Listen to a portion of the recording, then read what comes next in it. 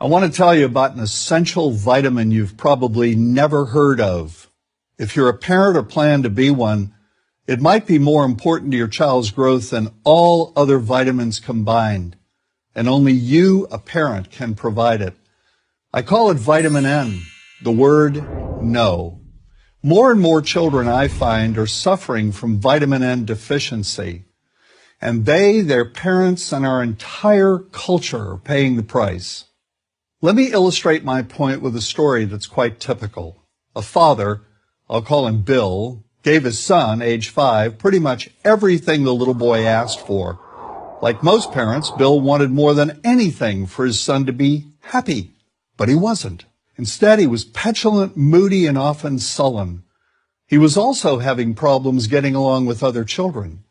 In addition, he was very demanding and rarely, if ever, expressed any appreciation, let alone gratitude, for all the things Bill and his wife were giving him. Was his son depressed, Bill wanted to know? Did he need therapy? His son, I told him, was suffering the predictable ill effects of being overindulged. What he needed was a healthy and steady dose of vitamin N. Overindulgence, a deficiency of vitamin N, leads to its own form of addiction. When the receiving of things begins to generate nothing but want for more things. One terrible effect of this is that our children are becoming accustomed to a material standard that's out of kilter with what they can ever hope to achieve as adults. Consider also that many, if not most, children attain this level of affluence not by working, sacrificing, or doing their best, but by whining, demanding, and manipulating. So in the process of inflating their material expectations, we also teach children that something can be had for next to nothing. Not only is that a falsehood, it's also one of the most dangerous, destructive attitudes a person can acquire. This may go a long way toward explaining why the mental health of children in the 1950s, when kids got a lot less, was significantly better than the mental health of today's kids. Since the 50s, and especially in the last few decades, as indulgence has become the parenting norm, the rates of child and teen depression have skyrocketed. Children who grow up believing in the something for nothing fairy tale are likely to become emotionally stunted, self-centered adults. Then, when they themselves become parents, they're likely to overdose their children with material things. The piles of toys, plushies, and gadgets one finds scattered around most households. In that way, overindulgence, a deficiency of vitamin N, becomes an inherited disease. An addiction passed from one generation to the next. This also explains why children who get too much of what they want rarely take proper care of anything they have. Why should they?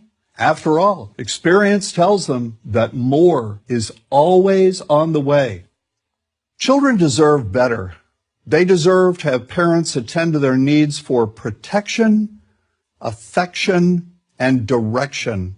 Beyond that, they deserve to hear their parents say no far more often than yes when it comes to their whimsical desires. They deserve to learn the value of constructive creative effort as opposed to the value of effort expended whining, lying on the floor, kicking and screaming, or playing one parent against the other.